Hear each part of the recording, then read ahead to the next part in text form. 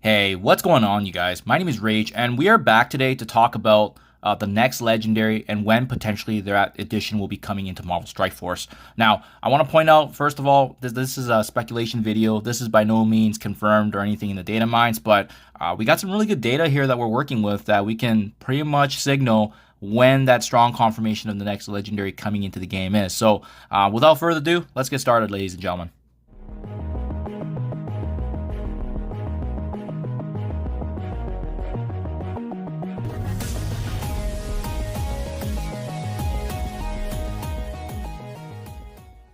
Alrighty, so for those of you that aren't aware, both the Annihilators team and as well as Illuminati are going to be required for the next legendary. Now, we know that Old Man Logan's obviously returning already, so it's going to be pivoting here pretty quickly, but how does that look in terms of a timeline? It's all going to ultimately depend, in my honest opinion, on the release of these characters. As we've seen in the past, generally, with the conclusion of the release characters, it gives us a strong kind of signal of when that next legendary is going to be. And more important, ladies and gentlemen, is that when that timing is can ultimately determine, what kind of theme, what kind of trend that legendary could also take place in. So let me show you some quick little analytics in terms of what's happened with the last team preceding Illuminati, which is North Star, Guardian, Sasquatch, all being part of that Alpha Flight team, right? You look here, I labeled the initial offers and red stars of when they came into the game, but as well when their free-to-play event respectively actually also joined. And as you can see here, North Star coming in on June 4th, a couple weeks later, actually almost 2 weeks, June 17th is when his free-to-play event came in. Subsequently, we had Guardian coming in shortly afterwards on June 13th, and then actually a little bit shorter than the North Star event, but it was only 11 days. Then his event came, and then finally we also had Sasquatch rounding out the rest of the month on June 21st, and we found out that he was actually going to be a monthly on top of some other bonus shards coming into the game. So we can see here on the average that, typically for this team anyways, was around 10 to 13 days when these characters were first introduced into the game, but as well when their free-to-play event also came into fruition. Now, you may be wondering, why does this matter? Why does it matter if we're trying to count the days of when these characters are introduced into the game versus their free-to-play event? Well, ladies and gentlemen, that's exactly how we're going to actually predict when the next legendary is going to be, because we know that following the conclusion of both Illuminati and Annihilators being available for the general majority, as we saw previously with Old Man Logan, both Cabal and Out of Time, it was actually introduced right away after those two teams and characters were introduced in the game, so that people had a chance to unlock those characters, and that way they can use those teams to participate in the event. That's also why we had that tricky issue with the star gaining coming in, where if you didn't build those characters star levels to 5 stars and beyond, you were only going to be capped out at a 4-star Logan maximally, especially if you didn't have a chance to obviously get more shards of them, or you didn't buy their character shards.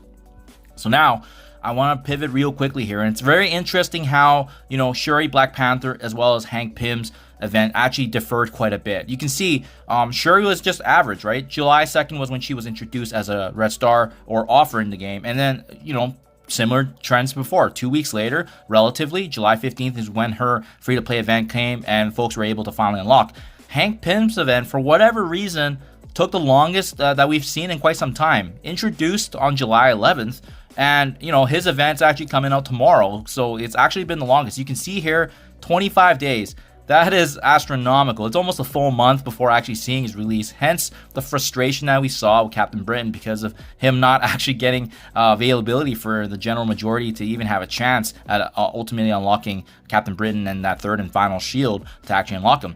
If Hank came actually a week or two earlier, I would say that, some folks may have actually been able to unlock, Captain Britain completely free to play, even with just a bit of power cores, myself included. But that did not come to fruition, and that's kind of why it's important to see that, this Hank Pym event was in fact an outlier when you compare that to the previous character in Shuri Black Panther as well as Alpha Flight. I suspect they probably just wanted to squeeze folks more and FOMO them into obviously purchasing for Captain Britain, and that's where we are now.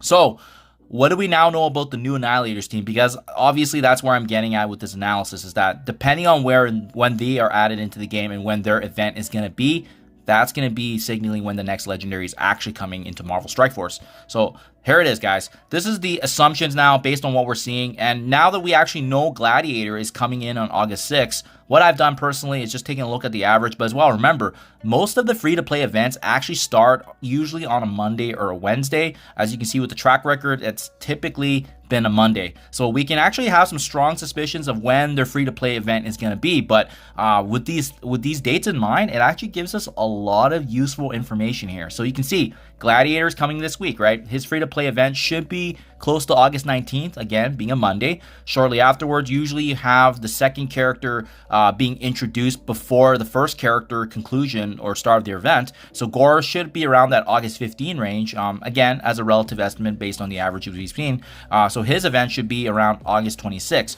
Now, where it gets very, very interesting is Thanos Endgame. His timing, if we're using the averages of what we've seen, his timing, his free-to-play event should be at the start of September, which actually indicates that there's a strong likelihood that he is probably going to be a monthly character featured for the month of September, as you can see, especially that timing, kind of similar to how we saw Sasquatch getting introduced on July 1st. He ended up being a monthly. I suspect it's probably going to be the same thing for Thanos Endgame, and it makes sense because honestly speaking, he's the most important character out of the team, so by them limiting more shards of him through the way of monthly festivities, honestly makes sense. So based on this information that we have now, ladies and gentlemen, with Thanos Endgame wrapping things up in September, it means that I would suspect that the next legendary is probably coming in the middle or the end of September, or heck, maybe even early October, which ultimately indicates that we very well could be seeing that mystic-themed vampire kind of legendary. It could be Dracula. It could be Blade, for all we know. We saw the minions getting data-mined already, so we know that there's going to be some sort of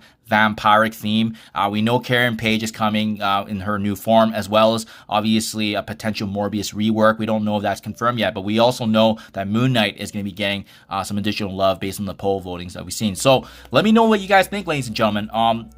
How it's looking right now then. Either the middle or end of September, early October, just in time for a potential new Mystic Raid team, in my honest opinion, with Bifrost running its course finally. And as well, Thanos Endgame, possibly a stronger likelihood than not that he's going to be the monthly feature character for the month of September. Let me know what you guys think in the comments below. Again, nothing confirmed, but I love doing this kind of analysis to predict what's going to be happening. And as well, it's going to be really fun to see how accurate we are based on this assumption and this analysis right now. Thank you for your time as always, and I'll catch you guys in the next one.